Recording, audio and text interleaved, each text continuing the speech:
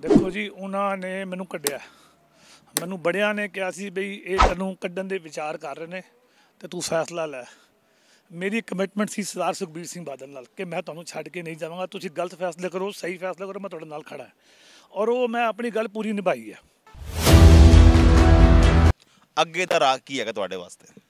देखो हले तो सुख का साल है, बड़े दिनों बाद कई गलत फैसलों भी खड़ा रहा जिदा मैं अपने आप को गिल्टी भी फील करदा। इन्हों को 8-8 9-9 गनमैन इन्होंने सफारियां बना के एक गुरुद्वारा कमेटी के भाइयों की तनख्वाह हैगी है, पुआइयां सफारियां हुई लाल पगड़ियां ताकि लोगों में इंप्रैशन जाए कि इन्होंने कोल बाउंसर ने, इन्होंने को सिक्योरिटी गार्ड हैगी है। हुण तुसीं देखो कि जिहड़ा हरिंदरपाल सिंह जी है गुरमत कॉलेज के चेयरमैन ने, उन्होंने नाल की नहीं होया। पहले उन्होंने उत्थे बंदे भेज के उन्होंने धमकाया, फिर उन्होंने बंदे नूं पार्टी ज्वाइन कराती। हुण स्टे लैणे बंद कर देन, बार बार जो स्टे लै रहे कोर्ट ही लैना बंद कर देन, इलैक्शन हो जाएगी, पता लग जूगा कि कित्थे खड़े आपां। सारे धर्म प्रचार के प्रोग्राम बंद करते, चाहे फतेह दिवस होवे, चाहे बंदा सिंह बहादुर दा दिन मनाना होवे कि मैं मनजीत सिंह दा नज़दीकी हैगा और मैं उन्होंने के खिलाफ बयान इसलिए नहीं दे रहा क्योंकि मेरी एको ही शर्त सी कि जिस दिन सरदार मनजीत सिंह जीके नूं तुसीं कल्परेट साबित कर दोगे, जिस दिन कोर्ट दे विच सज़ा लग जाएगी, जिस दिन कोर्ट साबित हो जाएगा, उन सब तो पहला बयान मैं दूँगा। कदी ये उन्होंने पासपोर्ट इंबाउंड कराने की साजिश छेड़ते हैं और वो बंदे नूं ज्वाइन भी कराया जेडे बंदे मनजीत सिंह जीके के खिलाफ सन, वो भी लोगों सामने चेहरे सामने आ गए। हुण मैनूं लगदा है कि कित्थे ना कित्थे इन्हां दे मन च चोर सीगा, पर जिस तरीके का प्रोटोकॉल होया, जिस तरीके सारा कुछ होया, कितने ना कितने इन्हों के हाथ बीजेपी ने मिले हुए हैं। जे GM साहब का घर 20 किलोमीटर दूर है रकाबगंज साहब तो, उस वेले 8:30 किवें पहुँच गए?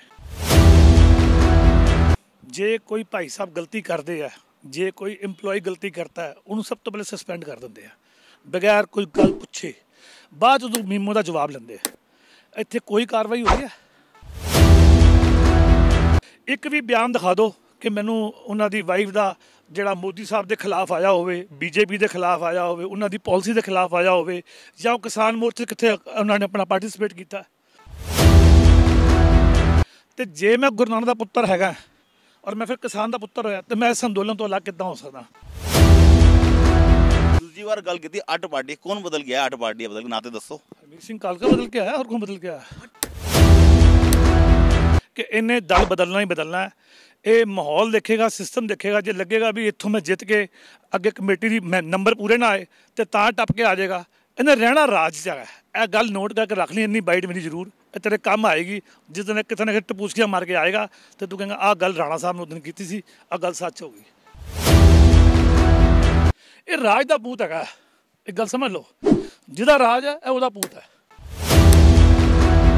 जे इनू महीना पहले खबर लग गई कि आप नहीं आ रहे, ये सरना साहब की झोली होएगा। मैं कहना जी गिरगिट के रंग घट होणगे ते ज़्यादा है। मेरे तो ये गल कोई भुली नहीं हुई कि मनजीत सिंह ने यह जो प्रधान है उन्होंने 2 बारी MLA इलैक्शन लड़ाई है, वोटी भी कौंसल इलैक्शन लड़ाई है और किस तरीके नाल लड़ाई है वो सारे अंदर के भेद मैनूं पता है। मनजीत सिंह जी के ने अपना अस्तीफा तक देने का कहता कि जे अगर कालके नूं टिकट नहीं मिलेगी तो मैं अपना अस्तीफा दे दांगा। जिन्ने जल्दी इन्हें उन्होंने पिट्ठी छुरा मार के प्रधान बनने की कोशिश की है, उन्होंने सीट जाने की कोशिश की है। ये दसदा कि सियासत किसी रिश्ते की मुहताज नहीं है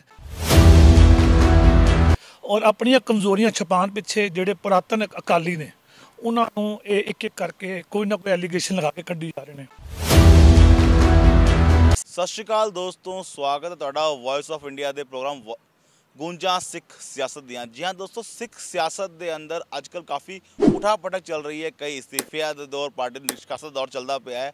अज साडे नाल मौजूद है ने गुरुद्वारा कमेटी के एक्स धर्म प्रचार के चेयरमैन, काउंसलर MCD के अंदर रहे ने, होर भी कई जिम्मेदारी निभाइया ने, मैंबर भी रहे गुरुद्वारा कमेटी के अंदर और अकाली दल बादल नूं दिल्ली के अंदर लियाण वाले काफ़ी टाइम तो बाद अकाली दल का वनवास खत्म करने की टीम में शामिल रहने वाले कोण राणा जी। राणे स्वागत साडे प्रोग्राम में। परमजीत सिंह राणा जी, अन्य सेवा निभावन तो बाद अज पार्टी ने तुहानूं पार्टी तो विरोधी गतिविधियां कह के बाहर काटता है, की कहना चाहोगे इस बारे? मैनूं लगदा है कि इस वेले जिहड़े दिल्ली विच काबिज ने पार्टी दे विच वो बहुत वड्डे दल बदलू ने और तुहानू पता कि पिछले कितनियां पार्टियां बदल के वो आए ने, तकरीबन 8 के आस-पास वो पार्टियां बदल चुके ने और हुण प्लेटफॉर्म ते आए ने। और ਜਿਹੜੇ ਪੁਰਾਣੇ ਟਕਸਾਲੀ ਸਨ ਇੱਕ ਇੱਕ ਕਰਕੇ ਸਭ ਨੂੰ ਪਾਰ ਆ ਰਹੇ, ਕਿਉਂਕਿ ਇਹਨਾਂ ਨੂੰ ਪਤਾ ਵੀ ਹੈ ਉਹਦੇ ਵਿੱਚ ਕਿੱਥੇ ਵੀ ਇਹਨਾਂ ਨੂੰ ਜਗ੍ਹਾ ਨਹੀਂ ਕਿ ਦਿੱਲੀ ਸੰਘ ਇਸ ਲਈ ਪੂਰੀ ਕਮਜ਼ੋਰ ਹੋ ਚੁੱਕੀ ਹੈ ਔਰ ਆਪਣੀਆਂ ਕਮਜ਼ੋਰੀਆਂ ਛਪਾਉਣ ਪਿੱਛੇ ਜਿਹੜੇ ਪੁਰਾਤਨ ਅਕਾਲੀ ਨੇ ਉਹਨਾਂ ਨੂੰ ਇਹ ਇੱਕ ਇੱਕ ਕਰਕੇ ਕੋਈ ਨਾ ਕੋਈ ਐਲੀਗੇਸ਼ਨ ਲਗਾ ਕੇ ਕੱਢੀ ਜਾ ਰਹੇ ਨੇ। ਤੁਹਾਡੇ ਤੇ ਐਲੀਗੇਸ਼ਨ ਇਹ ਲੱਗ ਰਿਹਾ ਕਿ ਤੁਸੀਂ ਜਾਗੋ ਪਾਰਟੀ ਦਾ ਬਹੁਤ ਜ਼ਿਆਦਾ ਸਪੋਰਟ ਕਰ ਰਹੇ ਸੀ, ਅੰਦਰ ਦੀ ਗੱਲ ਬਾਹਰ ਦੱਸ ਰਹੇ ਸੀ, ਤਾਂ ਕਰਕੇ ਤੁਹਾਨੂੰ ਬਾਹਰ ਕੱਢਿਆ ਗਿਆ। ਇਹ ਕਿਹਾ ਕਿ ਮਨਜੀਤ ਸਿੰਘ ਜੀ ਦੇ ਕਾਫੀ ਨੇੜੇ ਰਹੇ ਹੋ ਤਾਂ ਕਰਕੇ। ਦੇਖੋ, ਇਹ ਜਿਸ ਵੇਲੇ ਸਰਦਾਰ ਸੁਖਬੀਰ ਸਿੰਘ ਬਾਦਲ ਨੇ ਇੱਕ ਰਾਤ ਪਹਿਲੇ ਫੈਸਲਾ ਲਿਆ ਸੀ, ਜਿਸ ਵੇਲੇ ਮਨਜੀਤ ਸਿੰਘ ਤੇ ਉਹਨਾਂ ਨੇ ਇੱਕ ਫੈਸਲਾ ਲੈਣ ਨੂੰ ਕਿਹਾ ਮੇਰੇ ਨਾਲ ਜਾਂ ਮਨਜੀਤ ਨਾਲ, ਉਸ ਵੇਲੇ ਸਾਰੇ ਉਹਨਾਂ ਨਾਲ ਉਸ ਵੇਲੇ ਖੜੇ ਹੋ ਗਏ ਸਨ ਕਿ ਕਿਤੇ ਨਾ ਕਿਤੇ ਗੁਰੂ ਘਰ ਦੀ ਕੋਈ ਗੱਲ ਕਰਨੀ ਹੈ ਜਾਂ ਕੋਈ ਵੀ ਮੈਜੋਰਟੀ ਦੀ ਗੱਲ ਹੈ, ਤੇ ਪਾਰਟੀ ਦੀ ਗੱਲ ਨੂੰ ਮੁੱਖ ਰੱਖਦੇ ਹੋਏ ਸਭ ਨੇ ਸੁਖਬੀਰ ਨਾਲ ਫੈਸਲਾ ਲਿਆ ਸੀ। ਮੇਰੇ ਤੋਂ ਇਹ ਗੱਲ ਕੋਈ ਭੁੱਲੀ ਨਹੀਂ ਹੋਈ ਕਿ ਮਨਜੀਤ ਸਿੰਘ ਨੇ ਇਹ ਜਿਹੜਾ ਪ੍ਰਧਾਨ ਹੈ ਉਹਨਾਂ ਨੂੰ 2 ਵਾਰੀ MLA ਇਲੈਕਸ਼ਨ ਲੜਾਈ ਹੈ, ਇਹਦੀ ਵੋਟੀ ਨੂੰ ਵੀ ਕੌਂਸਲ ਇਲੈਕਸ਼ਨ ਲੜਾਈ ਹੈ, ਔਰ ਕਿਸ ਤਰੀਕੇ ਨਾਲ ਲੜਾਈ ਹੈ ਉਹ ਸਾਰੇ ਅੰਦਰ ਦੇ ਭੇਦ ਮੈਨੂੰ ਪਤਾ ਹੈ। ਜਿਵੇਂ ਕਿ ਤੁਹਾਨੂੰ ਪਤਾ ਕਿ ਜਿਸ ਵੇਲੇ ਟਿਕਟ ਕੱਟ ਗਈ ਸੀ ਰਾਤੀ, ਮਨਜੀਤ ਸਿੰਘ ਜੀ ਕੇ ਨੇ ਆਪਣਾ ਅਸਤੀਫਾ ਤੱਕ ਦੇਣ ਦਾ ਕਹਿਤਾ ਸੀ ਕਿ ਜੇ ਅਗਰ ਕਾਲਕ ਨੂੰ ਟਿਕਟ ਨਹੀਂ ਮਿਲੇਗੀ ਤਾਂ ਮੈਂ ਆਪਣਾ ਅਸਤੀਫਾ ਦੇ ਦਾਂਗਾ, ਅਤੇ ਪਾਰਟੀ 'ਤੇ ਪ੍ਰੈਸ਼ਰ ਬਣਾਇਆ ਸੀ। ਸਰਦਾਰ ਰਾਮੂਵਾਲੀਆ ਉਸ ਵੇਲੇ ਦਿੱਲੀ ਦੇ ਪ੍ਰਭਾਰੀ ਸੀਗੇ ਔਰ ਦਿੱਲੀ ਦੇ ਦਿੱਗਜ ਨੇਤਾ ਉਹਨਾਂ ਦੇ ਘਰ ਬੈਠੇ ਸੀ, तो लड़ के टिकट ਲਈ ਸੀ। और ये जिन्ना नज़दीकी ਇਹ ਸੀ ਉਸ ਵੇਲੇ ਮੈਨੂੰ ਲੱਗਦਾ ਕਿ ਨਹੀਂ ਕਿ ਕੋਈ ਹੋਰ ਨਜ਼ਦੀਕੀ ਹੋਵੇ, ਪਰ ਜਿੰਨੇ ਜਲਦੀ ਇਹਨੇ ਉਹਨਾਂ ਦੀ ਪਿੱਠ ਛੁਰਾ ਮਾਰ ਕੇ ਪ੍ਰਧਾਨ ਬਣਨ ਦੀ ਕੋਸ਼ਿਸ਼ ਕੀਤੀ ਹੈ, ਉਹਨਾਂ ਦੀ ਸੀਟ ਤੇ ਆਉਣ ਦੀ ਕੋਸ਼ਿਸ਼ ਕੀਤੀ ਹੈ।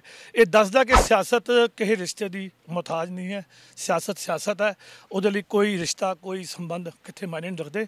ਔਰ ਨਜ਼ਦੀਕੀ ਦੀ ਗੱਲਾਂ ਤੇ ਤੁਹਾਨੂੰ ਪਤਾ ਹੀ ਹੈ ਕਿ ਜਿੰਨੀਆਂ ਗੱਲਾਂ ਇਹਨਾਂ ਦੀ ਹੁੰਦੀਆਂ ਸਨ ਆਪਸ ਦੇ ਵਿੱਚ, ਤੁਸੀਂ ਕਾਲ ਟੈਲੀ ਕਰਾ ਲਓ ਤੁਹਾਨੂੰ ਪਤਾ ਲੱਗ ਜਾਏਗਾ। ਮੈਂ जानना चाहता ਤੁਹਾਡੇ ਇਲਜ਼ਾਮ ਲਗਾਇਆ ਗਿਆ ਹੈ ਪਾਰਟੀ ਕੱਢਣ ਵਾਸਤੇ ਤੁਸੀਂ ਕਿਸਾਨ ਮੋਰਚੇ ਦੇ ਕਿਸਾਨ ਨਾਲ ਨਹੀਂ ਖਲੋਤੇ, ਬੀਜੇਪੀ ਦਾ ਸਟੈਂਡ ਲੈ ਕੇ ਖਲੋਤੇ ਰਹੇ। ਤੁਹਾਨੂੰ ਪਹਿਲੇ ਕਿਹਾ ਗਿਆ ਸੀ ਕਿ ਬੀਜੇਪੀ ਦੀ ਚੇਅਰਮੈਨੀਆਂ ਤੋਂ ਇਸਤੀਫਾ ਦਿਓ, ਤੁਸੀਂ ਨਹੀਂ ਦਿੱਤਾ, ਤੁਸੀਂ ਆਪਣੇ ਮੋਹ ਮਾਇਆ 'ਚ ਲੱਗੇ ਰਹੇ। ਦੇਖੋ, ਮੈਂ ਤੁਹਾਨੂੰ ਇੱਕ ਗੱਲ ਦੱਸਾਂ ਕਿ ਕਿਸਾਨ ਦਾ ਪੁੱਤਰ ਹੈਗਾ ਮੈਂ ਪਹਿਲੇ ਵੀ ਇਹਨਾਂ ਦੇ ਮੈਨੂੰ ਕੋਈ ਜਵਾਬ ਮੰਗਿਆ ਸੀ, ਨੋਟਿਸ ਭੇਜਿਆ ਸੀ, ਮੈਂ ਨੋਟਿਸ ਦੇ ਵਿੱਚ ਇਹ ਗੱਲ ਕਹੀ ਸੀ ਕਿ ਕਿਸਾਨ ਦਾ ਪੁੱਤਰ ਆ ਮੈਂ, ਗੁਰੂ ਨਾਨਕ ਸਾਹਿਬ ਦਾ ਪੁੱਤਰ ਆ। ਗੁਰੂ ਨਾਨਕ ਸਾਹਿਬ ਨੇ 12 ਸਾਲ ਕਿਸਾਨੀ ਕੀਤੀ ਆ ਔਰ 12 ਸਾਲ ਕਿਸਾਨੀ ਕਰਨ ਤੋਂ ਬਾਅਦ ਇੱਕ ਮੈਸੇਜ ਦਿੱਤਾ ਕਿ ਕਿਰਤ ਕਰਨੀ ਹੈ। ਅਤੇ ਜੇ ਮੈਂ ਗੁਰੂ ਨਾਨਕ ਦਾ ਪੁੱਤਰ ਹੈਗਾ ਔਰ ਮੈਂ ਫਿਰ ਕਿਸਾਨ ਦਾ ਪੁੱਤਰ ਹੋਇਆ ਤਾਂ ਮੈਂ ਇਸ ਅੰਦੋਲਨ ਤੋਂ ਅਲੱਗ ਕਿੱਦਾਂ ਹੋ ਸਕਦਾ, ਮੈਂ ਉਹਨਾਂ ਦੀਆਂ ਮੰਗਾਂ ਤੋਂ ਅਲੱਗ ਕਿੱਦਾਂ ਹੋ ਸਕਦਾ। ਮੈਂ ਬਲਕਿ ਆਪਣੇ ਪ੍ਰਧਾਨ ਮੰਤਰੀ ਨੂੰ ਬੇਨਤੀ ਕੀਤੀ ਹੈ ਕਿ ਜਲਦ ਤੋਂ ਜਲਦ ਇਹਨਾਂ ਦਾ ਫੈਸਲਾ ਹੋਵੇ, ਜਿਹੜੇ ਆਪਣੇ ਘਰੋਂ ਛੱਡ ਕੇ ਇੱਥੇ ਧਰਨੇ 'ਤੇ ਬੈਠੇ ਆ, ਇਹਨਾਂ ਦਾ ਫੈਸਲਾ ਹੋਣਾ ਚਾਹੀਦਾ। ਅਸੀਂ ਪੂਰੀ ਅਪੀਲ ਕੀਤੀ ਹੈ। ਮੈਂ ਪ੍ਰਧਾਨ ਮੰਤਰੀ ਦੇ ਸਵਾਲ ਤੋਂ ਬਾਅਦ 'ਚ ਆਵਾਂਗਾ। ਮੈਂ ਇੱਕ ਗੱਲ ਹੋਰ ਪੁੱਛਣਾ ਚਾਹੁੰਦਾ ਕਿ ਤੁਹਾਡੇ ਨਾਲ ਹੋਰ ਵੀ ਮੈਂਬਰ ਰਹੇ ਨੇ ਜਿਹੜੇ ਗੁਰਦੁਆਰਾ ਕਮੇਟੀ ਦੇ ਮੈਂਬਰ ਸੀ ਜਾਂ ਮੈਂਬਰਾਂ ਦੇ ਰਿਸ਼ਤੇਦਾਰ ਸੀ, ਉਹਨਾਂ ਨੂੰ ਕਾਉਂਸਲਰ ਟਿਕਟ ਮਿਲੀ ਅਤੇ ਅੱਜ ਉਹ ਕਾਉਂਸਲਰ ਹੈਗੇ ਨੇ, ਅੱਜ ਵੀ ਉਹਨਾਂ ਨੇ ਇਸਤੀਫਾ ਨਹੀਂ ਦਿੱਤਾ, ਮਗਰ ਤੁਹਾਡੇ ਨਾਲ ਸਪੈਸ਼ਲੀ ਕਿਹਾ ਗਿਆ ਇਸਤੀਫਾ ਦੇਣ ਨੂੰ, ਤੁਸੀਂ ਦਿੱਤਾ ਵੀ ਨਹੀਂ ਅਤੇ ਔਰ ਉਹਨਾਂ ਨੇ ਦਿੱਤਾ ਸੀ। ਮੈਨੂੰ ਲੱਗਦਾ ਕਿ ਤੁਸੀਂ ਸ਼ਾਇਦ ਇੱਕ ਇੰਗਲਿਸ਼ ਦੀ ਅਖਬਾਰ ਸੀ, ਉਹਦੇ ਵਿੱਚ ਇੱਕ ਆਰਟੀਕਲ ਆਇਆ ਸੀ ਜਿਹਦੇ ਵਿੱਚ ਉਹਨਾਂ ਨੇ ਲਿਖਿਆ ਸੀ ਕਿ ਸਰਦਾਰ ਹਰਮੀਤ ਸਿੰਘ ਕਾਲਕਾ ਜੀ ਦੀ ਵਾਈਫ ਨੇ 63 ਦਿਨ ਹੋ ਚੁੱਕੇ ਨੇ। ਇਹ 1 ਦਸੰਬਰ ਦੀ ਅਖਬਾਰ ਹੈ, ਤੁਸੀਂ ਉਹਦਾ ਪ੍ਰਿੰਟ ਆਊਟ ਵੀ ਲੈ ਸਕਦੇ ਹੋ। ਔਰ 1 ਦਸੰਬਰ ਦੀ ਅਖਬਾਰ ਦੇ ਵਿੱਚ ਬਿਆਨ ਛਪਿਆ ਸੀ ਉਹਨਾਂ ਵੱਲੋਂ ਕਿ ਸਟੈਂਡਿੰਗ ਕਮੇਟੀ ਦੇ ਚੇਅਰਮੈਨ ਨੇ, ਮੇਅਰ ਨੇ ਔਰ ਸੈਕਟਰੀ ਨੇ, ਸਭ ਨੇ ਡਿਨਾਈ ਕਰਤਾ ਕਿ ਹੁਣ ਤੱਕ ਅਸਤੀਫਾ ਨਹੀਂ ਪਹੁੰਚਿਆ। ਰਕਾਬਗੰਜ ਤੋਂ ਸਿਵਕ ਸੈਂਟਰ ਦਾ ਜਿਹੜਾ ਰਸਤਾ 3 ਕਿਲੋਮੀਟਰ ਦਾ ਹੈ, 63 ਦਿਨ ਲੱਗ ਗਏ, ਅਸਤੀਫਾ ਨਹੀਂ ਪਹੁੰਚਿਆ, ਨਾ ਕੋਈ ਰਿਸੀਵਿੰਗ ਦਿਖਾ ਸਕੇ ਸੰਗਤ ਨੂੰ, ਰਿਸੀਵ ਕਰਾਇਆ। ਹੁਣ ਆਪਣੇ ਘਰ ਬਹਿ ਕੇ ਅਸਤੀਫਾ, ਇੱਕ ਵੀ ਬਿਆਨ ਦਿਖਾ ਦਿਓ ਕਿ ਮੈਨੂੰ ਉਹਨਾਂ ਦੀ ਵਾਈਫ ਦਾ ਜਿਹੜਾ ਮੋਦੀ ਸਾਹਿਬ ਦੇ ਖਿਲਾਫ ਆਇਆ ਹੋਵੇ, ਬੀਜੇਪੀ ਦੇ ਖਿਲਾਫ ਆਇਆ ਹੋਵੇ, ਉਹਨਾਂ ਦੀ ਪਾਲਿਸੀ ਦੇ ਖਿਲਾਫ ਆਇਆ ਹੋਵੇ, ਜਾਂ ਉਹ ਕਿਸਾਨ ਮੋਰਚੇ ਕਿੱਥੇ ਉਹਨਾਂ ਨੇ ਆਪਣਾ ਪਾਰਟੀਸਪੇਟ ਕੀਤਾ, ਕਿੱਥੇ ਦਿਖਾ ਦਿਓ। ਮੈਂ ਤੁਹਾਡਾ ਇੱਕ ਸਵਾਲ ਹੋਰ ਪੁੱਛਣਾ ਚਾਹਾਂਗਾ। ਮੋਦੀ ਸਾਹਿਬ ਗੁਰਦੁਆਰਾ ਰਕਾਬਗੰਜ ਸਾਹਿਬ ਪਹੁੰਚੇ ਸੀ, ਇਹ ਇਤਿਹਾਸ 'ਚ ਪਹਿਲੀ ਵਾਰ ਹੋਇਆ ਹੋਏਗਾ ਕਿ ਇਤਿਹਾਸ ਦੇ ਅੰਦਰ ਇੱਕ ਰੋਲ ਰਿਹਾ ਹੈ ਕਿ ਗੁਰਦੁਆਰਾ ਕਮੇਟੀ ਦੇ ਪ੍ਰਧਾਨਾਂ ਨੇ ਪ੍ਰਧਾਨ ਮੰਤਰੀ ਦੇ ਹੱਥ ਫੜ ਕੇ ਵੀ ਕੰਮ ਕਰਾਏ ਨੇ, ਜਿਸ ਤਰ੍ਹਾਂ ਸੰਤੋਖ ਸਿੰਘ ਐਗਜ਼ਾਮਪਲ ਹੈਗੇ ਨੇ। ਹੋਰ ਉਸ ਤੋਂ ਬਾਅਦ ਵੀ ਕਈ ਪ੍ਰਧਾਨ ਆਏ ਨੇ, ਮੁੱਖ ਮੰਤਰੀਆਂ ਤੋਂ ਪ੍ਰਧਾਨ ਮੰਤਰੀ ਹੱਥ ਫੜ ਕੇ ਕੰਮ ਕਰਾਏ ਨੇ ਸਿੱਖਾਂ ਦੀ ਬਿਹਤਰੀ ਵਾਸਤੇ, ਅਤੇ ਪਹਿਲੀ ਵਾਰ ਇਹੋ ਜਿਹਾ ਮੌਕਾ ਆਇਆ ਕਿ ਪ੍ਰਧਾਨ ਮੰਤਰੀ ਸਾਹਿਬ ਰਕਾਬਗੰਜ ਸਾਹਿਬ ਆਏ ਹੋਣ ਅਤੇ ਗੁਰਦੁਆਰਾ ਸਾਹਿਬ ਮੱਥਾ ਟੇਕਿਆ ਹੋਏ ਅਤੇ ਪ੍ਰਧਾਨ ਨੂੰ ਨਾ ਪਤਾ ਹੋਏ, ਸੈਕਟਰੀ ਨੂੰ ਨਾ ਪਤਾ ਹੋਏ। ਇਹ ਕਿੱਦਾਂ? ਮਜ਼ੇ ਦੀ ਹੋਰ ਜੋੜ ਦੇਵਾਂ, ਗੁਰਦੁਆਰਾ ਕਮੇਟੀ ਦੇ ਮੈਨੇਜਰ ਸਾਹਿਬ ਉੱਧਰ ਮੌਜੂਦ ਹੈਗੇ ਸੀ, ਜਨਰਲ ਮੈਨੇਜਰ ਮੌਜੂਦ ਹੈਗੇ ਸੀ। Delhi Sikh Gurdwara committee 3 major powers ਹੈਗੀਆਂ ਨੇ, ਇੱਕ ਪ੍ਰਧਾਨ, ਇੱਕ ਜਨਰਲ ਸਕੱਤਰ, ਇੱਕ GM। ਤਿੰਨੋਂ ਪਾਵਰਾਂ ਜਿਹੜੀਆਂ ਨੇ ਦਿੱਲੀ ਕਮੇਟੀ ਨੂੰ ਚਲਾਉਂਦੀਆਂ ਨੇ। ਔਰ ਜੇ GM ਸਾਹਿਬ ਦਾ ਘਰ 20 ਕਿਲੋਮੀਟਰ ਦੂਰ ਹੈ ਰਕਾਬਗੰਜ ਸਾਹਿਬ ਤੋਂ, ਉਹ ਸਵੇਰੇ 8:30 ਕਿਵੇਂ ਪਹੁੰਚ ਗਏ? ਉਹ ਸੰਡੇ ਵਾਲੇ ਦਿਨ ਛੁੱਟੀ ਸੀਗੀ। ਉਸ ਤੋਂ ਬਾਅਦ ਉੱਥੇ ਰੁਮਾਲਾ ਸਾਹਿਬ ਦੀ ਮਰਿਆਦਾ ਸਾਰਾ ਕੁਝ ਜਿਹੜਾ ਆਰਗੇਨਾਈਜ਼ ਕੀਤਾ ਹੈ, ਉਹ ਦੋਨੋਂ ਜੀਐਮ ਉੱਥੇ ਅਵੇਲੇਬਿਲਿਟੀ ਸੀਗੀ। ਉਸ ਤੋਂ ਬਾਅਦ ਦੇਸ਼ਾਂ ਵਿਦੇਸ਼ਾਂ ਜੋ ਵਿਰੋਧ ਹੋ ਰਿਹਾ ਤੁਹਾਡੇ ਸਾਹਮਣੇ ਆ, ਉਸ 'ਤੇ ਕੀ ਐਕਸ਼ਨ ਲਿਆ ਪਾਰਟੀ ਨੇ, ਕੀ ਐਕਸ਼ਨ ਲਿਆ ਦਿੱਲੀ ਗੁਰਦੁਆਰਾ ਕਮੇਟੀ ਦੇ ਜਨਰਲ ਸਕੱਤਰ ਨੇ, ਉਹਦਾ ਕੋਈ ਸਾਡੇ ਕੋਲ ਚਰਚਾ ਨਹੀਂ ਹੈਗੀ। ਔਰ ਮੈਨੂੰ ਲੱਗਦਾ ਕਿ ਕੋਈ ਵੀ ਗੁਰਦੁਆਰਾ ਸਾਹਿਬ ਆ ਸਕਦਾ, ਮੱਥਾ ਟੇਕ ਸਕਦਾ। ਇਹ ਤਾਂ ਗੁਰੂ ਘਰ ਸਾਹਿਬ ਵਾਸਤੇ ਉਪਦੇਸ਼ ਚੌਰ ਨਾ ਕੋਈ ਸਾਂਝਾ, ਜਿਹੜਾ ਮਰਜ਼ੀ ਆ ਜਿਹੜਾ ਮਰਜ਼ੀ ਮੱਥਾ ਟੇਕੇ। ਪਰ ਜਿਸ ਤਰੀਕੇ ਨਾਲ ਪ੍ਰੋਟੋਕਾਲ ਹੋਇਆ, ਜਿਸ ਤਰੀਕੇ ਸਾਰਾ ਕੁਝ ਹੋਇਆ, ਕਿਤੇ ਨਾ ਕਿਤੇ ਇਹਨਾਂ ਦੇ ਹੱਥ ਬੀਜੇਪੀ ਨਾਲ ਮਿਲੇ ਹੋਏ ਨੇ। ਇਹ ਤੇ ਕਲੀਅਰ ਮਨਾ ਕਰਦੇ ਆਏ ਨੇ, ਇਹਨਾਂ ਦੇ ਬਿਆਨ ਸੁਣ ਲਓ, ਸਭ ਕੁਝ ਸੁਣ ਲਓ, ਬੀਜੇਪੀ ਦੇ ਮੁਖਾਲਫਤ ਕਰਦੇ ਆਏ ਨੇ, ਮਗਰ ਤੁਸੀਂ ਕਹਿ ਰਹੇ ਹੋ ਮਿਲਦੇ ਪਏ ਨੇ। ਮਗਰ ਸ਼ੰਕਾ ਸੰਗਤ ਨੂੰ ਵੀ ਹੋ ਰਹੀ ਹੈ, ਸ਼ੰਕਾ ਮੀਡੀਆ ਨੂੰ ਵੀ ਹੋ ਰਹੀ ਹੈ, ਮਗਰ ਖੁੱਲ ਕੇ ਗੱਲ ਨੂੰ ਸਮਝੋ। ਜੇ ਕੋਈ ਭਾਈ ਸਾਹਿਬ ਗਲਤੀ ਕਰਦੇ ਆ, ਜੇ ਕੋਈ EMPLOYE ਗਲਤੀ ਕਰਤਾ ਹੈ, ਉਹਨੂੰ ਸਭ ਤੋਂ ਪਹਿਲੇ ਸਸਪੈਂਡ ਕਰ ਦਿੰਦੇ ਆ ਬਗੈਰ ਕੋਈ ਗੱਲ ਪੁੱਛੇ, ਬਾਅਦ ਜਦੋਂ ਮੀਮੋ ਦਾ ਜਵਾਬ ਲੈਂਦੇ ਆ। ਇੱਥੇ ਕੋਈ ਕਾਰਵਾਈ ਹੋਈ ਹੈ? ਇੱਥੇ ਕੋਈ ਐਸਾ ਕੋਈ ਕਾਗਜ਼ ਡਾਕੂਮੈਂਟ ਤੁਹਾਨੂੰ ਦਿਖਾਇਆ ਇਹਨਾਂ ਨੇ ਜੋ ਉਹਨਾਂ ਨੇ ਕੀਤਾ ਹੈ? ਔਰ ਅੰਡਰਸਟੈਂਡਿੰਗ ਤੁਹਾਨੂੰ ਦਿਖਦੀ ਪਈ ਹੈ ਕਿ GM ਸਾਹਿਬ ਕਿੱਦਾਂ ਉਹਨਾਂ ਨੂੰ ਰਿਸੀਵ ਕਰ ਰਹੇ ਔਰ ਕਿੱਦਾਂ ਉਹਨਾਂ ਨੂੰ ਇਨਵਾਈਟ ਕਰ ਰਹੇ ਆ ਕਿ ਦਫ਼ਤਰ ਆ ਜਾਓ। ਤੇ ਇਹ ਗੱਲ ਤੁਹਾਡੇ ਸਾਹਮਣੇ। ਔਰ ਮੈਨੂੰ ਲੱਗਦਾ ਕਿ ਇਹ ਦੋਹਰਾ ਚਿਹਰਾ ਜਿਹੜਾ ਨਾ ਇਹਨਾਂ ਦਾ, ਉਹ ਸਾਹਮਣੇ ਆ ਗਿਆ ਸੰਗਤ ਦੇ। ਔਰ ਆਉਣ ਵਾਲੇ ਸਮੇਂ ਦੇ ਵਿੱਚ ਇਹ ਜਿਹੜਾ ਚਿਹਰਾ, ਇਹ ਇਹਨਾਂ ਨੂੰ ਜਿਹੜੀ ਇਲੈਕਸ਼ਨ ਆ ਰਹੀ ਉਹ ਦੱਸੇਗੀ ਸੰਗਤ ਦਾ ਕਿੱਥੇ ਰੁਖ ਹੈਗਾ। ਹੁਣ ਕਿਉਂਕਿ ਕਈਆਂ ਦੀ ਮਜਬੂਰੀਆਂ ਵੀ ਨੇ, ਕਈਆਂ ਦੀ EMPLOYEES ਦੀ ਨੌਕਰੀਆਂ ਨੇ, ਕਈਆਂ ਦੇ ਬੱਚਿਆਂ ਦੀ ਨੌਕਰੀਆਂ ਨੇ, ਉਹਨਾਂ ਨੂੰ ਬਲੈਕਮੇਲ ਕਰਦੇ ਆ, ਉਹਨਾਂ ਨੂੰ ਤੰਗ ਕਰਦੇ ਆ, ਉਹਨਾਂ ਨੂੰ ਦੂਰ ਦਰਾਡੇ ਭੇਜ ਦਿੰਦੇ ਆ। ਸੋ ਇਹ ਜਿਹੜਾ ਸਿਸਟਮ ਇਹਨਾਂ ਨੇ ਚਲਾਇਆ ਹੋਇਆ, ਇਹ ਜਦ ਤੱਕ ਚਲਾਇਆ ਹੋਇਆ ਤਦ ਤੱਕ ਚੱਲ ਰਿਹਾ। ਬਾਕੀ ਸੰਗਤ ਜਿਸਲੇ ਡੱਬਾ ਖੋਲ੍ਹੇਗਾ ਤਾਂ ਲੱਗੇਗਾ ਵੀ ਕਿੱਥੇ ਖੜੇ ਨੇ। ਤੁਹਾਡਾ ਮਨ ਨਜ਼ਰ ਆ ਰਿਹਾ ਪਾਰਟੀ ਦੇ ਨਾਲ, ਤੁਸੀਂ ਪਾਰਟੀ ਦੇ ਕਿਸੇ ਵੀ ਕੰਮ ਦੇ ਅੰਦਰ ਸ਼ਲਾਘਤ ਨਹੀਂ ਕਰ ਰਹੇ। ਕਾਫੀ ਸਾਲਾਂ ਤੋਂ ਹੋ ਗਏ ਜਦੋਂ ਤੁਸੀਂ ਤੁਹਾਨੂੰ ਧਰਮ ਪ੍ਰਚਾਰ ਚੇਅਰਮੈਨ ਨਹੀਂ ਬਣਾਇਆ ਤਾਂ ਤੁਸੀਂ ਉਸ ਨਹੀਂ ਜੁੜੇ ਪਏ ਸੀ। ਲੱਗਦਾ ਕਿ ਇਹ ਵੀ ਮੁੱਦਾ ਰਿਹਾ? ਨਹੀਂ, ਇਹ ਮੁੱਦਾ ਨਹੀਂ ਸੀਗਾ। ਧਰਮ ਪ੍ਰਚਾਰ ਦੀ ਸੇਵਾ ਮੈਂ ਜਿੰਨੀ ਗੁਰੂ ਸਾਹਿਬ ਨੇ ਮੇਰੇ ਤੋਂ ਲੈਣੀ ਸੀ ਉਨੀ ਲਈ। ਅੱਗੇ ਜਿਹੜੀ ਗੱਲ ਹੋਈ ਉਹ ਇਹ ਹੋਈ ਕਿ ਜਿਸ ਵੇਲੇ ਇਹਨਾਂ ਨੇ ਇਹ ਮਨ ਬਣਾ ਲਿਆ ਕਿ ਮੈਂ ਮਨਜੀਤ ਸਿੰਘ ਦਾ ਨਜ਼ਦੀਕੀ ਹੈਗਾ ਔਰ ਮੈਂ ਉਹਨਾਂ ਦੇ ਖਿਲਾਫ ਬਿਆਨ ਇਸ ਲਈ ਨਹੀਂ ਦੇ ਰਿਹਾ ਕਿਉਂਕਿ ਮੇਰੀ ਇੱਕੋ ਹੀ ਸ਼ਰਤ ਸੀ ਕਿ ਜਿਸ ਦਿਨ ਸਰਦਾਰ ਮਨਜੀਤ ਸਿੰਘ ਜੀਕੇ ਨੂੰ ਤੁਸੀਂ ਕਲਪਰੇਟ ਸਾਬਿਤ ਕਰ ਦੋਗੇ, ਜਿਸ ਦਿਨ ਕੋਰਟ ਦੇ ਵਿੱਚ ਸਜ਼ਾ ਲੱਗ ਜਾਏਗੀ, ਜਿਸ ਦਿਨ ਕੋਰਟ ਸਾਬਿਤ ਹੋ ਜਾਏਗਾ, ਉਹਨੂੰ ਸਭ ਤੋਂ ਪਹਿਲਾਂ ਬਿਆਨ ਮੈਂ ਦਊਂਗਾ। ਪਰ ਹੁਣ 1.5 ਸਾਲ ਹੋ ਗਿਆ, ਹੁਣ ਤੱਕ ਸਰਦਾਰ ਮਨਜੀਤ ਸਿੰਘ ਜੀਕੇ 'ਤੇ ਕੋਈ ਐਲੀਗੇਸ਼ਨ ਸਾਬਿਤ ਨਹੀਂ ਹੋਇਆ। ਕਦੀ ਇਹ ਉਹਨਾਂ ਦਾ ਪਾਸਪੋਰਟ ਇੰਬਾਊਂਡ ਕਰਾਉਣ ਦੀ ਸਾਜ਼ਿਸ਼ ਖੇਡਦੇ ਆ ਔਰ ਉਹ ਬੰਦੇ ਨੂੰ ਜੁਆਇਨ ਵੀ ਕਰਾਇਆ ਜਿਹੜੇ ਬੰਦੇ ਮਨਜੀਤ ਸਿੰਘ ਜੀਕੇ ਦੇ ਖਿਲਾਫ ਸਨ, ਉਹ ਵੀ ਲੋਕਾਂ ਸਾਹਮਣੇ ਚਿਹਰੇ ਸਾਹਮਣੇ ਆ ਗਏ। ਹੁਣ ਮੈਨੂੰ ਲੱਗਦਾ ਕਿ ਕਿਤੇ ਨਾ ਕਿਤੇ ਇਹਨਾਂ ਦੇ ਮਨ 'ਚ ਚੋਰ ਸੀਗਾ ਔਰ ਇਹਨਾਂ ਨੂੰ ਪਤਾ ਹੈ ਕਿ ਦਿੱਲੀ ਦੀ ਸੰਗਤ ਕਿੰਨਾ ਪਿਆਰ ਕਰਦੀ ਹੈ ਸਾਨੂੰ, ਔਰ ਮੈਨੂੰ ਉਸ ਕਰਕੇ ਇਹਨਾਂ ਦੇ ਮਨ 'ਚ ਡਰ ਸੀ। ਔਰ ਇਹਨਾਂ ਨੇ ਸਾਰੇ ਧਰਮ ਪ੍ਰਚਾਰ ਦੇ ਪ੍ਰੋਗਰਾਮ ਬੰਦ ਕਰਤੇ, ਚਾਹੇ ਫਤਿਹ ਦਿਵਸ ਹੋਵੇ, ਚਾਹੇ ਬੰਦਾ ਸਿੰਘ ਬਹਾਦਰ ਦਾ ਦਿਨ ਮਨਾਉਣਾ ਹੋਵੇ, ਚਾਹੇ ਅਸੀਂ ਇੱਕ ਕੋਈ ਵੀ ਪ੍ਰੋਗਰਾਮ ਜਿਹੜੇ ਅਸੀਂ ਬੀਬੀਆਂ ਦੇ ਦਿਨ ਮਨਾਉਂਦੇ ਸਨ ਉਹ ਵੀ ਹੁਣ ਘਟ ਗਏ। ਅਸੀਂ ਧਾਰਮਿਕ ਸੈਮੀਨਾਰਸ ਕਰਾਉਂਦੇ ਸੀ ਉਹ ਘਟ ਗਏ। ਸਿਰਸਾ ਜੀ ਹਮੇਸ਼ਾ ਇੱਕ ਗੱਲ ਕਹਿੰਦੇ ਆਏ ਨੇ ਕਿ ਜਿੰਨਾ ਕੰਮ ਅਸੀਂ ਕੀਤਾ ਪਿਛਲੇ 1.5-2 ਸਾਲ ਦੇ ਅੰਦਰ, ਇਹ ਸ਼ਾਇਦ ਹੀ ਅੱਜ ਤੋਂ 70 ਸਾਲ ਦੇ 50 ਸਾਲ ਦਾ ਕਮੇਟੀ ਜਿਹੜਾ ਇਤਿਹਾਸ ਹੈਗਾ, ਕਮੇਟੀ ਕਦੀ ਨਹੀਂ ਕਰ ਪਾਈ ਹੈ। ਕੋਈ ਦੂਰ ਥੋੜਾ ਇਹ ਹੁਣ ਸਟੇ ਲੈਣੇ ਬੰਦ ਕਰ ਦੇਣ, ਬਾਰ-ਬਾਰ ਜੋ ਸਟੇ ਲੈ ਰਹੇ ਕੋਰਟ ਹੀ ਲੈਣਾ ਬੰਦ ਕਰ ਦੇਣ, ਇਲੈਕਸ਼ਨ ਹੋ ਜਾਏਗੀ, ਪਤਾ ਲੱਗ ਜੂਗਾ ਕਿ ਕਿੱਥੇ ਖੜੇ ਆਪਾਂ। ਤੁਹਾਨੂੰ ਲੱਗਦਾ ਇਲੈਕਸ਼ਨ ਟਾਈਮ ਤੇ ਹੋ ਪਾਏ? ਹੁਣ ਤੁਹਾਡੇ ਸਾਹਮਣੇ ਹੀ ਹੈ, 3 ਵਾਰੀ ਕੋਰਟ ਸਟੇ ਲੈ ਲਿਆ, ਇਹਨਾਂ ਦੀ ਨੀਅਤ ਹੀ ਨਹੀਂ ਇਲੈਕਸ਼ਨ ਕਰਾਉਣ ਦੀ, ਉਹ ਤੁਹਾਡੇ ਸਾਹਮਣੇ ਹੈ। ਦਿੱਲੀ ਕਮੇਟੀ ਦੀ ਇਲੈਕਸ਼ਨ ਕਦੀ ਟਾਈਮ 'ਚ ਨਹੀਂ, ਸਿਰਫ 2 ਹੀ ਮਰਤਬਾ ਟਾਈਮ ਤੇ ਹੋਈਆਂ ਨੇ। ਇੱਕ ਵੀ ਮਰਤਬਾ ਕਹਿ ਸਕਦੇ ਹਾਂ ਜਦੋਂ ਜਿੱਥੇ ਮਨਜੀਤ ਸਿੰਘ ਜੀਕੇ ਪ੍ਰਧਾਨ ਸੀ, ਉਸ ਤੋਂ ਬਾਅਦ ਲੱਗਦਾ ਨਹੀਂ ਨਾ ਭੂਤਕਾਲ 'ਚ ਕਦੀ ਹੋਈ ਨਾ ਭਵਿਸ਼ਯਕਾਲ 'ਚ ਕਦੀ ਨਜ਼ਰ ਆ ਰਹੀ ਹੈ। ਦੇਖੋ ਇਹ ਜਿਹੜਾ ਕੁਐਸਚਨ ਹੈ ਨਾ, ਇਹ ਬੜਾ ਇਹੋ ਇਹਦੇ ਵਿੱਚ ਸਾਰੇ ਫਸਦੇ ਆ। ਮੈਂ ਸਿਰਫ ਇੱਕੋ ਗੱਲ ਕਹਿਣਾ ਚਾਹੁੰਦਾ, ਜੇ ਨੀਅਤ ਸਾਫ਼ ਹੈ ਤਾਂ ਸਟੇ ਲੈਣ ਦੀ ਲੋੜ ਨਹੀਂ, ਜੇ ਨੀਅਤ ਨਹੀਂ ਸਾਫ਼ ਤਾਂ ਰੋਜ਼ ਸਟੇ ਲਈ ਜਾਓ। ਗੋਲਕ ਤੋਂ ਪੈਸੇ ਜਾਣੇ ਆ, ਕਿੱਥੋਂ ਤੋਂ ਜਾਣੀ, ਤੇ ਵਕੀਲਾਂ ਨੂੰ ਫੀਸ ਕਿੱਥੋਂ ਜਾ ਰਹੀ ਹੈ। ਹੁਣ ਤੁਹਾਡਾ ਨੈਕਸਟ ਸਟੈਪ ਤੇ ਲਾਸਟ ਸਟੈਪ ਅੱਗੇ ਦਾ ਕੀ ਹੈਗਾ ਕਿ ਪੋਲਿਟਿਕਸ ਅੱਗੇ ਰਹਿਣਾ ਹੈ ਕਿ ਛੱਡਣੀ ਹੈ, ਜਾਂ ਬਾਦਲ ਪਾਰਟੀ ਤੋਂ ਵਾਪਸ ਕੋਈ ਅੰਦਰ ਗੱਲਬਾਤ ਦੁਬਾਰਾ ਕਰਨੀ ਹੈ, ਜਾਂ ਕਿਤੇ ਹੋਰ ਪਾਸੇ ਜਾਣਾ ਹੈ? ਦੇਖੋ ਜੀ, ਉਹਨਾਂ ਨੇ ਮੈਨੂੰ ਕੱਢਿਆ, ਮੈਨੂੰ ਬੜਿਆਂ ਨੇ ਕਿਹਾ ਸੀ ਬਈ ਇਹ ਤੈਨੂੰ ਕੱਢਣ ਦੇ ਵਿਚਾਰ ਕਰ ਰਹੇ ਨੇ ਤੇ ਤੂੰ ਫੈਸਲਾ ਲੈ। ਮੇਰੀ ਕਮਿਟਮੈਂਟ ਸੀ ਸਰਦਾਰ ਸੁਖਬੀਰ ਸਿੰਘ ਬਾਦਲ ਨਾਲ ਕਿ ਮੈਂ ਤੁਹਾਨੂੰ ਛੱਡ ਕੇ ਨਹੀਂ ਜਾਵਾਂਗਾ, ਤੁਸੀਂ ਗਲਤ ਫੈਸਲੇ ਕਰੋ, ਸਹੀ ਫੈਸਲਾ ਕਰੋ, ਮੈਂ ਤੁਹਾਡੇ ਨਾਲ ਖੜਾ। ਔਰ ਉਹ ਮੈਂ ਆਪਣੀ ਗੱਲ ਪੂਰੀ ਨਿਭਾਈ ਹੈ। ਹੁਣ ਜਿਹੋ ਜਿਹੇ ਪ੍ਰਧਾਨ ਨਵੇਂ ਆਏ ਦਿੱਲੀ 'ਚ, ਕਿਉਂਕਿ ਅਵਤਾਰ ਸਿੰਘ ਹਿੱਤ ਵਰਗਿਆਂ ਨਾਲ ਮੈਂ ਕੰਮ ਕੀਤਾ ਔਰ ਸਰਦਾਰ ਅਵਤਾਰ ਸਿੰਘ ਹਿੱਤ ਨਾਲ ਜਿਹੜਾ ਮੈਂ ਕੰਮ ਕੀਤਾ, ਮੇਰੇ ਬਾਰੇ ਤੁਸੀਂ ਉਹਨਾਂ ਤੋਂ ਪੁੱਛ ਸਕਦੇ ਹੋ। ਅੱਜ ਜੋ ਹਾਲਾਤ ਇਹਨਾਂ ਨੇ ਕ੍ਰੀਏਟ ਕੀਤੇ ਨੇ ਔਰ ਜਿਨ੍ਹਾਂ ਹਾਲਾਤਾਂ ਦੇ ਵਿੱਚ ਇਹ ਮੈਨੂੰ ਲੈ ਕੇ ਜਾਏ ਨੇ, ਮੈਨੂੰ ਲੱਗਦਾ ਨਹੀਂ ਕਿ ਇਹ ਜਿਹੜੀ ਇਹਨਾਂ ਦੀ ਸੋਚ ਸੀ ਉਹ ਬਾਹਰ ਨਹੀਂ ਆਈ, ਪੂਰੀ ਬਾਹਰ ਆ ਗਈ।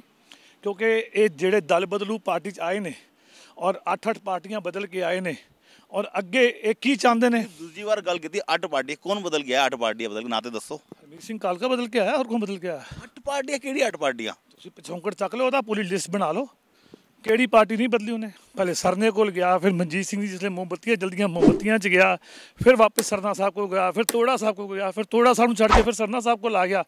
ਜਦ ਤੋੜਾ ਸਾਹਿਬ ਵਾਪਸ ਆਏ, ਬਾਦਲ ਸਾਹਿਬ ਨਾਲ ਸਮਝੌਤਾ ਹੋਇਆ, ਤੇ ਇਹ ਕਿੱਥੇ ਨਾਲ ਆਇਆ? ਇਹ ਸਰਨਾ ਸਾਹਿਬ ਨਾਲ ਚਲਾ ਗਿਆ। ਇਹ ਰਾਜ ਦਾ ਪੂਤ ਹੈਗਾ, ਇੱਕ ਗੱਲ ਸਮਝ ਲਓ, ਜਿਹਦਾ ਰਾਜ ਹੈ ਇਹ ਉਹਦਾ ਪੂਤ ਹੈ। ਅੱਜ ਬਾਦਲ ਦੇ ਕੋਲ ਰਾਜ ਹੈ, ਇਹ ਬਾਦਲ ਦਾ ਪੂਤ ਹੈ। ਜੇ ਇਹਨੂੰ ਮਹੀਨਾ ਪਹਿਲੇ ਖਬਰ ਲੱਗ ਗਈ ਕਿ ਆਪਾਂ ਨਹੀਂ ਆ ਰਹੇ, ਇਹ ਸਰਨਾ ਸਾਹਿਬ ਦੀ ਝੋਲੀ 'ਚ ਹੋਏਗਾ। ਉਹ ਕੋਈ ਵੱਡੀ ਗੱਲ ਨਹੀਂ, ਇਹਨੂੰ ਇੰਨੀਆਂ ਟਪੂਸੀਆਂ ਮਾਰਨੀਆਂ ਆਉਂਦੀਆਂ ਨੇ, ਇਹ ਮਨਜੀਤ ਸਿੰਘ ਜੀਕੇ ਕੋਲ ਵੀ ਵਾਪਸ ਜਾ ਸਕਦਾ। ਇਹਨੇ ਸਾਰੇ ਡੋਰ ਖੋਲ੍ਹੇ ਹੋਏ ਆ, ਇਹਦੀ ਕੋਈ ਸਾਂਝ ਕਿਸੇ ਨਾਲ ਬੰਦ ਨਹੀਂ ਹੈਗੀ। ਬੰਦ ਕਮਰੇ ਵਿੱਚ ਬਿਹਾਈਂਡ ਦੀ ਕਰਟਨ ਸਭ ਨਾਲ ਗੱਲਾਂ ਕਰਦਾ, ਸਭ ਨਾਲ ਲੜਦਾ। ਸੋ ਇਹਦੇ ਬਾਰੇ ਕੋਈ ਸ਼ੰਕਾ ਨਹੀਂ ਹੈਗੀ। ਜਿਹੜਾ ਸੀਟ ਹੰਗਰ ਹੈਗੇ ਨੇ, ਮੈਂ ਕਹਿੰਦਾ ਜੀ ਗਿਰਗਟ ਦੇ ਰੰਗ ਘੱਟ ਹੋਣਗੇ, ਇਹਦੇ ਜ਼ਿਆਦਾ ਹੈਗੇ ਆ। ਹਰਮੀਤ ਸਿੰਘ ਕਾਲਕਾ ਦੇ, ਹਾਂਜੀ, ਉਹ ਇੰਨੇ ਰੰਗ ਦਿਖਾ ਸਕਦਾ ਕਿ ਤੁਸੀਂ ਤੁਹਾਡੀ ਸੋਚ ਤੋਂ ਪਰੇ ਆ। ਹੁਣ ਮੇਰਾ ਫਾਈਨਲ ਕੁਐਸਚਨ, ਲਾਸਟ ਕੁਐਸਚਨ ਤੁਹਾਡੇ ਤੋਂ ਦੁਬਾਰਾ ਘੁੰਮ ਕੇ ਆ ਰਹੇ ਹਾਂ, ਅੱਗੇ ਦਾ ਰਾਹ ਕੀ ਹੈਗਾ ਤੁਹਾਡੇ ਵਾਸਤੇ? ਦੇਖੋ, ਹਲੇ ਤੇ ਸੁੱਖ ਦਾ ਸਾਹ ਲਿਆ, ਬੜੇ ਦਿਨਾਂ ਬਾਅਦ ਕਈ ਗਲਤ ਫੈਸਲਿਆਂ 'ਚ ਵੀ ਖੜਾ ਰਿਹਾ, ਜਿੱਦਾਂ ਮੈਂ ਆਪਣੇ ਆਪ ਨੂੰ ਗਿਲਟੀ ਵੀ ਫੀਲ ਕਰਦਾ। ਔਰ ਕਿੰਨੀ ਵਾਰੀ ਮੈਂ ਪਾਰਟੀ ਦੇ ਵਿੱਚ ਉਹਨਾਂ ਗਲਤ ਫੈਸਲਿਆਂ ਵਾਸਤੇ ਆਵਾਜ਼ ਚੁੱਕੀ ਹੈ, ਪਰ ਉਹ ਕਿਉਂਕਿ ਪਾਰਟੀ ਦਾ ਡੈਕੋਰਮ ਸੀ, ਔਰ ਕੋਰ ਕਮੇਟੀ ਦੇ ਵਿੱਚ ਜਿਹੜੀ ਮੈਜੋਰਟੀ ਇਹਨਾਂ ਕੋਲ ਹੈ, ਐਗਜ਼ੈਕਟਿਵ ਦੇ ਵਿੱਚ ਵੀ ਕਈ ਵਾਰੀ ਮੁੱਦੇ ਚੁੱਕੇ ਜਿਹੜੇ ਖਰਚੇ ਜਾਇਜ਼ ਨਜਾਇਜ਼ ਪਾਉਂਦੇ ਨੇ, ਕਿਉਂਕਿ ਐਗਜ਼ੈਕਟਿਵ ਦੇ ਵਿੱਚ ਸਾਡੇ ਕੋਲ ਮੈਜੋਰਟੀ ਨਹੀਂ ਹੈ। ਅਸੀਂ ਇੱਕ ਮੀਟਿੰਗ ਕੀਤੀ ਸੀ ਸਰਦਾਰ ਹਰਮਨਜੀਤ ਦੇ ਘਰ, ਉਹਦੇ ਵਿੱਚ 8 ਮੈਂਬਰ ਸ਼ਾਮਿਲ ਹੋਏ ਸਨ। ਇਹਨਾਂ ਨੇ ਇਮੀਡੀਏਟਲੀ 2 ਮੈਂਬਰ ਤੋੜ ਕੇ ਸਾਡੀ ਪਾਵਰ ਘਟਾਤੀ। ਅਸੀਂ ਐਗਜ਼ੈਕਟਿਵ ਨੇ ਫੈਸਲਾ ਲੈ ਲਿਆ ਸੀ ਵੀ ਇਹਨਾਂ ਨੂੰ ਖਰਚੇ ਨਹੀਂ ਕਰਨ ਦਿਆਂਗੇ। ਜਿਸਲੇ ਮਨਜੀਤ ਸਿੰਘ ਜੀਕੇ ਨੂੰ ਕੱਢਿਆ ਸੀ, ਉਸ ਵੇਲੇ ਇਹਨਾਂ ਨੇ 10-12 ਪੁਆਇੰਟਸ ਬਣਾਏ ਸੀ ਕਿ 10 ਲੱਖ ਤੋਂ ਉੱਤੇ ਖਜ਼ਾਨੇ 'ਚ ਨਹੀਂ ਹੋਏਗਾ, ਸਾਰਾ ਖਜ਼ਾਨਾ 'ਚ ਪੈਸਾ ਜਿਹੜਾ ਬੈਂਕ ਹੀ ਜਾਏਗਾ। ਕਿਸੇ ਕੋਲ ਵੀ 1 ਜਾਂ 2 ਬੰਦਿਆਂ ਤੋਂ ਵੱਧ ਸਹੂਲਤ ਨਹੀਂ ਹੋਏਗੀ, ਜਾਂ ਇੱਕ ਡਰਾਈਵਰ ਹੋਏਗਾ, ਇੱਕ ਪੀਏ ਹੋਏਗਾ। ਇਹਨਾਂ ਕੋਲ 8-8, 9-9 ਗਨਮੈਨ ਇਹਨਾਂ ਨੇ ਸਫਾਰੀਆਂ ਬਣਾ ਕੇ, ਇੱਕ ਗੁਰਦੁਆਰਾ ਕਮੇਟੀ ਦੇ ਭਾਈਆਂ ਦੀ ਤਨਖਾਹ ਹੈਗੀ ਹੈ, ਪਵਾਈਆਂ ਸਫਾਰੀਆਂ ਹੋਈਆਂ ਲਾਲ ਪਗੜੀਆਂ, ਤਾਂ ਕਿ ਲੋਕਾਂ ਵਿੱਚ ਇੰਪ੍ਰੈਸ਼ਨ ਜਾਏ ਕਿ ਇਹਨਾਂ ਦੇ ਕੋਲ ਬਾਉਂਸਰ ਨੇ, ਇਹਨਾਂ ਕੋਲ ਸਿਕਿਉਰਿਟੀ ਗਾਰਡ ਹੈਗੀ ਹੈ। ਗੁਰਦੁਆਰੇ ਦੇ 8 ਸੇਵਾਦਾਰੀ ਤਨਖਾਹ ਲਾਓ, ਕਿੰਨੀ ਹੋ ਗਈ? 15,000 ਲਾਈਏ ਤਾਂ ਕਿੰਨੀ ਹੋ ਗਈ? 90,000 ਲਾ ਲਈ। 90,000 × 12 ਤੇ 12 × 4 ਲੱਖਾਂ ਰੁਪਏ ਇਹਨਾਂ ਨੇ ਸਿਕਿਉਰਿਟੀ ਗਾਰਡਾਂ ਦੀ ਸਫਾਰੀਆਂ ਸਵਾ ਕੇ, ਉਹਨਾਂ ਨੂੰ ਡੁਪਲੀਕੇਟ ਸਿਕਿਉਰਿਟੀ ਗਾਰਡ ਬਣਾ ਕੇ, ਜਿਹਨਾਂ ਦਾ ਪਹਿਰਾਵਾ ਕੁੜਤਾ ਪਜਾਮਾ ਹੈ, ਗੁਰਦੁਆਰੇ ਦੀ ਚੌਕਸੀ ਕਰਨਾ, ਉਹ ਇਹਨਾਂ ਦੇ ਬੂਹੇ ਖੋਲ੍ਹਦੇ ਆ। ਕਿਉਂਕਿ ਇਹਨਾਂ ਨੂੰ ਜਨਤਾ ਨੂੰ ਕੀ ਦਿਖਾਣਾ, ਕਿੰਨਾ ਕੁ ਡਰ ਇਹਨਾਂ ਨੂੰ ਹੈਗਾ ਰੱਬ ਜਾਣੇ, ਮੈਨੂੰ ਨਹੀਂ ਪਤਾ, ਪਰ ਇਹਨਾਂ ਨੇ 9-9, 10-10 ਬੰਦੇ ਰੱਖੇ ਹੋਏ ਆ। ਕਿੰਨਾ ਇਹਨਾਂ ਦਾ ਵਾਤਾਵਰਣ ਆਸ-ਪਾਸ ਦਾ, ਜਿਹੜੇ ਇਹਨਾਂ ਦੇ IT ਦੇ ਬਿੱਲ ਚੈੱਕ ਕਰ ਲਓ, ਲੱਖਾਂ ਰੁਪਏ ਦੇ IT ਦੇ ਬਿੱਲ ਹੈਗੇ ਨੇ। ਇਹਨਾਂ ਦੇ IT ਸੈਲ ਜਿਹੜਾ ਖੋਲ੍ਹਿਆ, ਤੇ ਕਿੰਨਾ ਬਿੱਲ ਖਰਚਾ ਆਉਂਦਾ ਇਹਨਾਂ ਦੇ IT ਨਾਲ? ਕੋਈ ਲਿਮਿਟ ਹੀ ਨਹੀਂ ਹੈਗੀ। ਅਗਰ ਇਹ ਜਵਾਬ ਦੇਣ ਸੰਗਤ ਨੂੰ ਤਾਂ ਇਹਨਾਂ ਨੂੰ ਭੜਥੂ ਪੈ ਜਾਣੇ। ਔਰ ਜਿਹੜਾ ਕੋਈ IT ਤੁਸੀਂ ਐਗਜ਼ੀਕਿਊਟਿਵ 'ਚ ਰਹੇ ਹੋ, ਤੁਹਾਨੂੰ ਆਈਡੀਆ ਹੋਏਗਾ। ਹੋਏ ਸਨ, ਇਹ ਫੈਸਲੇ ਦੀ 5 ਮੈਂਬਰੀ ਕਮੇਟੀ ਸੀ। ਸਰਦਾਰ ਕੁਲਵੰਤ ਸਿੰਘ ਬਾੜ ਸੀ, ਹਰਮੀਤ ਸਿੰਘ ਕਾਲਕਾ ਸੀ, ਸਰਦਾਰ ਹਰਮਨਜੀਤ ਸੀ, ਸਰਦਾਰ ਹਰਿੰਦਰਪਾਲ ਸੀ, ਤੇ ਮੈਂ ਸ਼ਾਮਿਲ ਸੀ।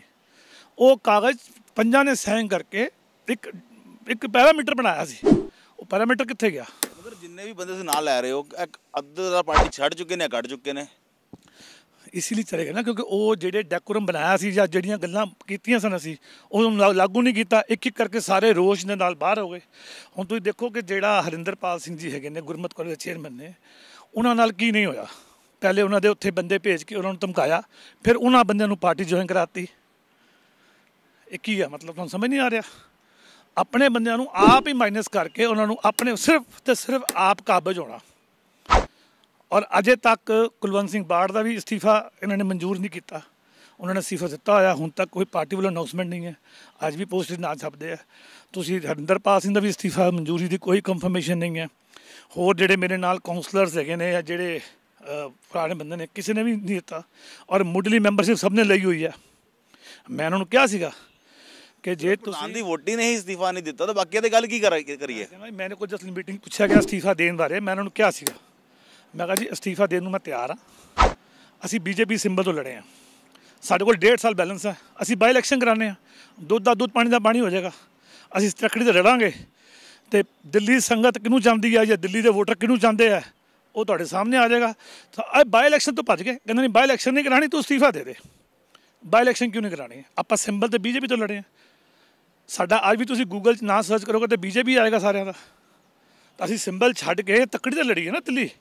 पता लग जाएगा 1.5 साल पे 4 सीटा तो लड़के देख लीए, ट्रायल भी हो जाएगा अपना। पर ये उत्थे नहीं आते। ਆਪਾਂ ਜਿਹੜੀਆਂ ਵੀ ਸੀਟਾਂ ਲੜੀਆਂ ਨੇ, ਜਿੱਥੇ ਇੱਥੇ MP ਨੇ, ਜਿੱਥੇ ਇੱਥੇ MLA ਨੇ, ਸਾਰੇ ਨੇ ਜਿਹੜੇ ਤਾਂ ਆਪਾਂ ਅਲਾਇੰਸ 'ਚ ਆ ਨਾ। ਤੇ ਜਦ ਅਲਾਇੰਸ ਟੁੱਟ ਗਿਆ ਤੇ ਆਪਾਂ ਉੱਥੋਂ ਮੁੱਢਲੀ ਮੈਂਬਰਸ਼ਿਪ ਤੋਂ ਅਸਤੀਫਾ ਦੇ ਕੇ ਨਵੇਂ ਸਿਰੋਂ ਲੜ ਲਈਏ, ਕਿਹੜੀ ਦਿੱਕਤ ਹੈ। ਹੁਣ ਲਾਸਟ ਕਲੋਜ਼ਿੰਗ ਕਰਨਾ ਜਾ ਰਹੇ ਨੇ, ਟਾਈਮ ਹੋ ਗਿਆ। ਜਿਹੜੇ ਪ੍ਰਧਾਨ ਦੀ ਵੋਟੀ ਦੇ ਅਸਤੀਫੇ ਦੀ ਤੁਸੀਂ ਗੱਲ ਕਰ ਰਹੇ ਹੋ, ਨਹੀਂ ਹੋ ਪਾਇਆ, ਲੱਗਦਾ ਕਿ ਪ੍ਰਧਾਨ ਸਾਹਿਬ ਤੁਸੀਂ ਕਹਿ ਰਹੇ ਰਾਹ ਵੀ ਲੱਭ ਰਹੇ ਨੇ, ਪਾਰਟੀ ਦਾ ਭਵਿੱਖ ਕੀ ਹੈਗਾ ਫਿਰ ਅਕਾਲੀ ਦਲ ਬਾਦਲ ਪਾਰਟੀ ਦਾ? ਇਹ ਤਾਂ ਹੁਣ ਵੱਡੇ ਬਾਦਲ ਸਾਹਿਬ ਦੱਸਣਗੇ, ਸਰਦਾਰ ਸੁਖਬੀਰ ਸਿੰਘ ਬਾਦਲ ਦੱਸਣਗੇ, ਜਿਨ੍ਹਾਂ ਨੇ ਦਿੱਲੀ ਦੀ ਬਾਗਦੌੜ ਨੂੰ ਦਿੱਤੀ ਆ। ਔਰ ਜਿਨ੍ਹਾਂ ਦਾ ਪਿਛੌਂਕੜ ਦੇਖਿਆ ਉਹਨਾਂ ਨੇ ਵੀ 8 ਪਾਰਟੀਆਂ ਬਦਲ ਕੇ ਬੰਦਾ ਇੱਥੇ ਬੈਠਾ ਤੇ ਕਿੰਨਾ ਕੁ ਕਾਬਿਲ ਹੋਣਾ ਤੇ ਕਿੰਨੇ ਧੋਖੇ ਖਾਣ ਦੀ ਹਿੰਮਤ ਰੱਖਦੀ ਪਾਰਟੀ। ਇਹ ਜਿੱਤਣ ਤੋਂ ਪਹਿਲੇ ਚਲਾ ਜਾਏ, ਜਿੱਤਣ ਤੋਂ ਬਾਅਦ ਚਲਾ ਜਾਏ, ਜਾਏਗਾ ਜ਼ਰੂਰ। ਇਹ ਲਿਖ ਲਓ, ਅੱਜ ਨੋਟ ਕਰ ਲਓ ਆਪਣੇ ਚੈਨਲ ਦੇ ਉੱਤੇ ਕਿ ਇਹਨੇ ਦਲ ਬਦਲਣਾ ਹੀ ਬਦਲਣਾ। ਇਹ ਮਾਹੌਲ ਦੇਖੇਗਾ, ਸਿਸਟਮ ਦੇਖੇਗਾ। ਜੇ ਲੱਗੇਗਾ ਵੀ ਇੱਥੋਂ ਮੈਂ ਜਿੱਤ ਕੇ ਅੱਗੇ ਕਮੇਟੀ ਦੀ ਨੰਬਰ ਪੂਰੇ ਨਾ ਆਏ ਤੇ ਤਾਂ ਟੱਪ ਕੇ ਆ ਜਾਏਗਾ, ਇਹਨੇ ਰਹਿਣਾ ਰਾਜ 'ਚ ਹੈਗਾ। ਇਹ ਗੱਲ ਨੋਟ ਕਰਕੇ ਰੱਖ ਲਈ, ਇੰਨੀ ਬਾਈਟ ਮੇਰੀ ਜ਼ਰੂਰ, ਇਹ ਤੇਰੇ ਕੰਮ ਆਏਗੀ। ਜਿਸ ਦਿਨ ਕਿਤੇ ਨਾ ਕਿਤੇ ਟਪੂਸੀਆਂ ਮਾਰ ਕੇ ਆਏਗਾ ਤੇ ਤੂੰ ਕਹੇਂਗਾ ਆਹ ਗੱਲ ਰਾਣਾ ਸਾਹਿਬ ਨੇ ਉਸ ਦਿਨ ਕੀਤੀ ਸੀ, ਆਹ ਗੱਲ ਸੱਚ ਹੋ ਗਈ। ਸੰਗਤ ਜੀ, ਤੁਸੀਂ ਸੁਣੀ ਰਾਣਾ ਸਾਹਿਬ ਦੇ ਵਿਚਾਰ। ਉਹਨਾਂ ਨੇ ਖੁੱਲ੍ਹ ਕੇ ਆਪਣੇ ਵਿਚਾਰ ਰੱਖੇ ਕਿ ਕਿਸ ਤਰੀਕੇ ਨਾਲ ਉਹਨਾਂ ਦੇ ਨਾਲ ਧਰੋਹ ਹੋਇਆ, ਪਾਰਟੀ ਨਾਲ ਕੱਢਿਆ ਗਿਆ। ਜਦ ਕਿ ਅਕਾਲੀ ਦਲ ਬਾਦਲ ਦੇ ਜਿਹੜੇ ਪ੍ਰਧਾਨ ਹੈਗੇ ਉਹ ਆਪਣੀ ਵੋਟੀ ਤੋਂ ਹਾਲੇ ਤੱਕ ਇਸਤੀਫਾ ਨਹੀਂ ਦਵਾ ਪਾਏ। ਉਹਨਾਂ ਦਾ ਕਲੇਮ ਹੈਗਾ ਕਿ ਉਹਨਾਂ ਨੇ ਇਸਤੀਫਾ ਹਾਲੇ ਤੱਕ ਨਹੀਂ ਦਿੱਤਾ। ਦੇਖਦੇ ਰਹੋ ਵੌਇਸ ਆਫ ਇੰਡੀਆ ਬਾਈ ਖਾਲਸਾ ਫਤਿਹ ਜੀ।